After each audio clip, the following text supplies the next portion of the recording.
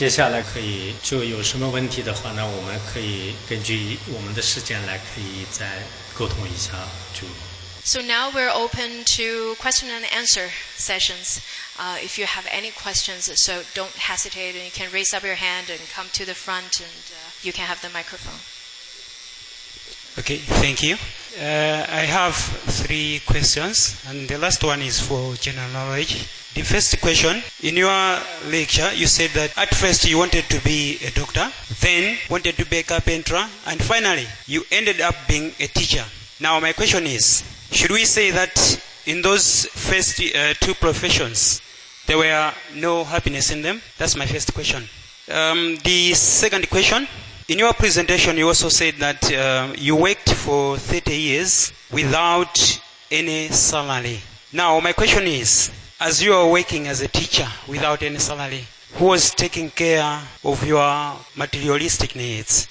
And lastly, I think this one is for just general knowledge. I think we can have a better answer from you. My question is, why is Buddhism associated with violent activities like Kung Fu when it is founded on a principle of inner happiness? Why is it so? Thank you. OK， 第一个问题啊，实际上，当医生，还有当那武将等等，就是这些的话呢，实际上。如果我们教他们，他们也会得到的这种快乐。但是老师呢，他是心灵改变的人。如果木匠呢，就是他是一个技术上，当然我们在这样的地方当木匠啊，当这个其他的一些技术工呢，也很重要啊。所以我们也很想在这些地方，如果有个像寄宿学校的话呢，可能跟当地的这个社会呢，就福祉方面就是有更重要的这个利益。如果你当医生很快乐的，当军人很快乐的，当木匠很快乐的话呢，我不排除就是，不过从我个人而言的话呢，我不愿意当木匠，我是只当老师，当心灵的老师，因为我做木匠的话，我以前做过一些木匠，但是呢，我做的并不是很好，就所以呢，我自己是当心理老师是最快乐的，这是你的第一个问题。To respond to your first question, I do think it's important for students to become doctors and carpenters and to have different skills in trades. I think it could bring happiness. And I think it's quite necessary to train people to have such skills, to be able to develop in such skills, especially in this country. But I think teachers is this kind of career that could change people's mind, could change people's heart. I know there are people who are very content on being doctors, soldiers, and carpenters, and so on.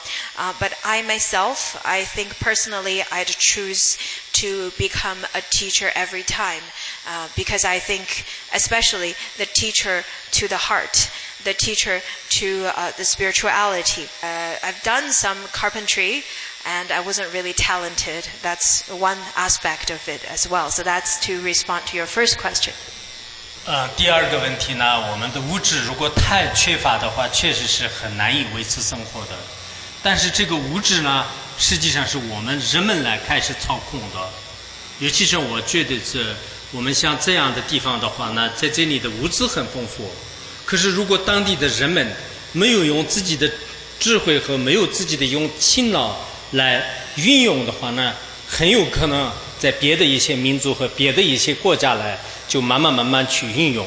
所以第二个问题的回答呢，我更希望我们在座的老师们呢，一定要让这些年轻人呢，要学会技术来，要运用这个物质。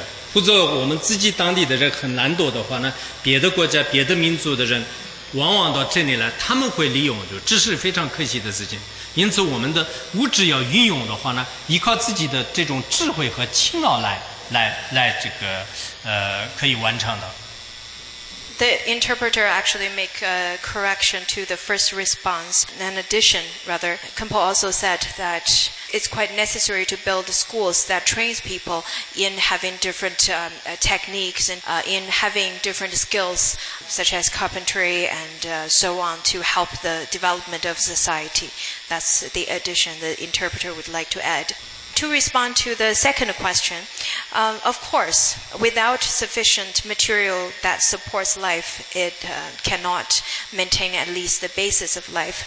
However, I think to obtain such material and such wealth, definitely need diligence and wisdom to differentiate and how to utilize those.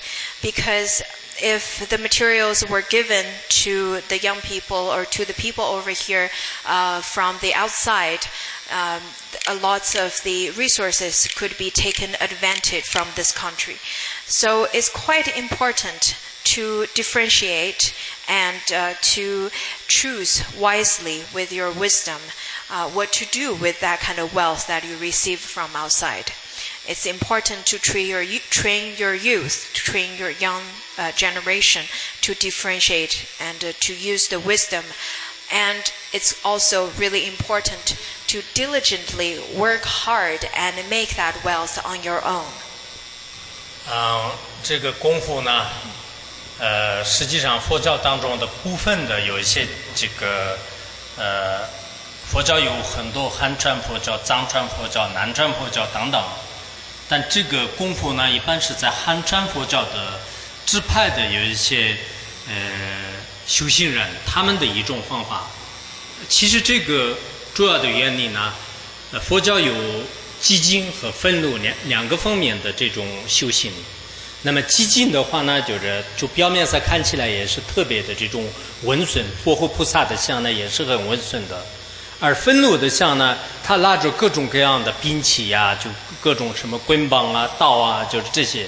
但这些呢，也从来不会害人，只不过是非常心智野蛮的人呢，通过这种方式来，就是让他们的心就是得到平静。这是一个外在的一种相互的方法。所以，即使你外在是一个特别恐怖的形象，但是内在呢，就是让你得到一种平静的行为。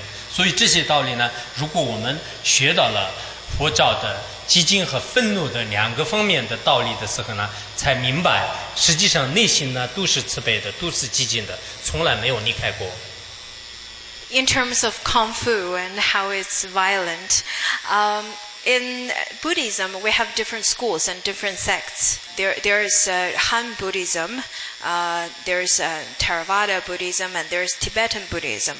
So the Kung Fu really belongs to a very specific school of Buddhism that they practice in such tradition.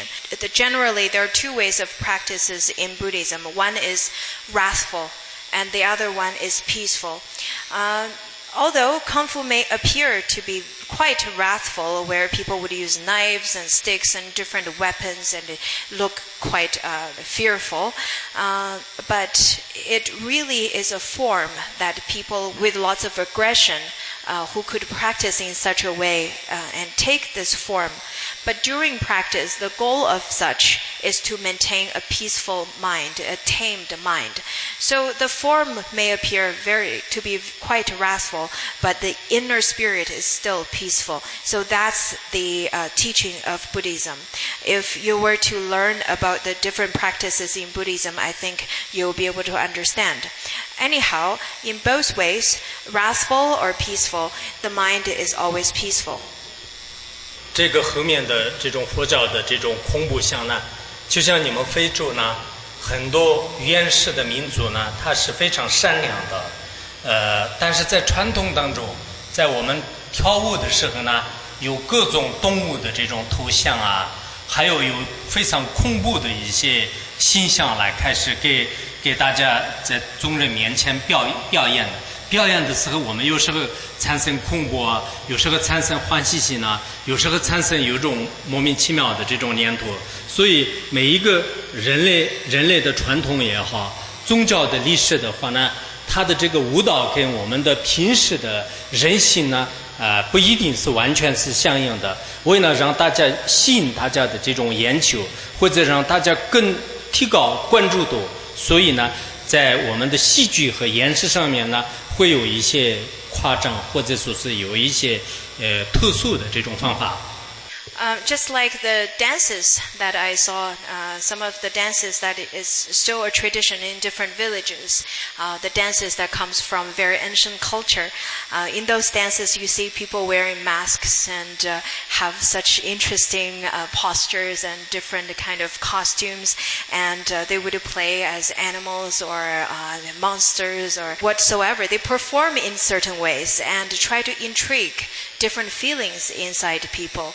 So doesn't matter if it's a culture or a religion, this is just a performance. This is a way to attract or magnetize. So it's a special method. That's how you can see this kind of kung fu as a form.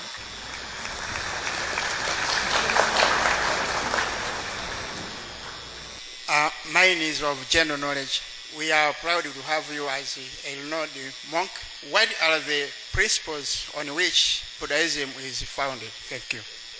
佛教的最重要的教理呢，佛陀在佛经当中有一句话，他说：诸我莫作，众善奉行，自净其意，此乃佛教。他意思就是说，我们在实践当中呢，不要干坏事，比如说杀人啊、屠盗啊、邪淫啊。以及这个说大的这种欺骗的这种狡诈的语言呢，等等，就是不要做坏事，要做善事。就善事帮助别人，心持慈善，就凡是所有的人类、所有的众生都要去奉献或者去帮助。第三个就自净其意，就是经常不要被愤怒的心，就负面情绪、欲望。嗔怒、愚痴等等，就这些负面的情绪呢，就让自己的平静的内心就是较乱，应该保持一种非常快乐的这种心态。这就是佛教的3个特点，这就是佛教。所以可能很多人对佛教不一定是很理解的，但其实所谓的佛教呢，跟其他的宗教呢也有非常相同的地方，包括爱啊、慈悲啊这方面相同的。还有佛教自己呢，应该有内心平静的，就是这么一个，这就是我认为的佛教，也是佛陀他亲自也是定义的这样佛教。Well, in terms of the principle of Buddhism, it is stated by the Buddha himself in the sutra. He said that do not practice or do not do any evil actions, but choose to do all the good actions to purify one's own mind. That's the teaching of the Buddha. What does that mean is do not do any evil actions, is do not do the evil actions such as killing, such as stealing, such as sexual misconduct, such as lying. Those are the evil actions or unvirtuous actions. But choose to do virtuous actions, which includes helping others and love all sentient beings. That's the virtuous action. And to purify one's own mind is to purify the greed, the anger, and the ignorance that's in your mind, to dispel all those 3 poisonous negative emotions in your mind. That is the purification. So all those 3 aspects are taught by the Buddha, and that is Buddhism that's defined by the Buddha. I think we do have different religions, but the teaching really is very similar. We talk about love and compassion. In Buddhism, we talk or on top of love and compassion, we also talk about how to keep peace in your mind. And I think that's another characteristic of Buddhism. First of all, I'm very much interested in the way you have dressed. Had it been that it is in Malawi, I think you could dress in a suit. So my question is, how can one in Malawi enter into Buddhism? Or how can one become a monk if interested? Yeah. 这样的，因为我不建议呢，就马上看到一个和尚就看到出家人的衣服就马上出家，因为出家是一个终身当中最比较大的事情了，就看破了很多世间的这种事情，然后一心一意去修行啊，一心一意去饶益众生啊。所以说当然这个我是不建议就是尽快做和尚，但如果做出家的话呢，我想那个阿弥陀佛中心的话呢，有这个慧律法师也经常在这里。那么我们汉传佛教跟藏传佛教虽然衣服上有点不同，但实际上呢出家的这种仪式啊，出家的方法呢都是基本上是相同的。所以我建议如果在马拉维要做出家的话呢，到时候在我们的慧律法师和还有其他的有几个师父在哪里就是做出家也是可以的。Well, first of all, I don't really suggest you to become a monk right away after seeing my beautiful robe, because you have to dedicate your whole life in practicing. It's quite an important decision to make in your life. So after you become a monk, the only responsibility in your life would become to practice and to benefit all sentient beings. So it's no hasty decision at all. But after very profound considerations, if you do still want to become a monk in Malawi, I think you should contact Amitofo Center, the ACC over here. That's Master Hui Li is teaching there, and they do have a few ordained monks and nuns who are currently over there. The Tibetan tradition and Han tradition, we do have different colored robes, but the ordination is really the same. The precept is really the same.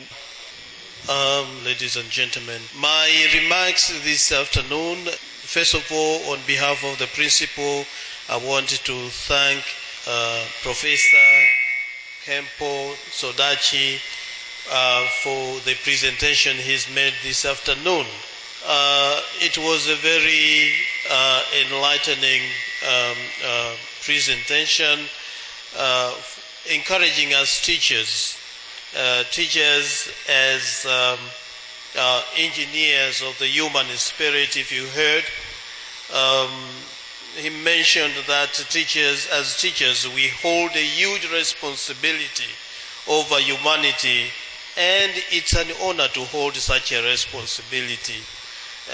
As teachers, we are like light and lamps, and that we must believe in our learners. We must believe in our students. In terms of teaching, if you remember well, Professor Sodachi has stressed the importance of teaching with enthusiasm, so that when we teach, we are enthusiastic, and this enthusiasm is what is also contagious in our learners. Our learners enjoy our lessons when we ourselves are enthusiastic.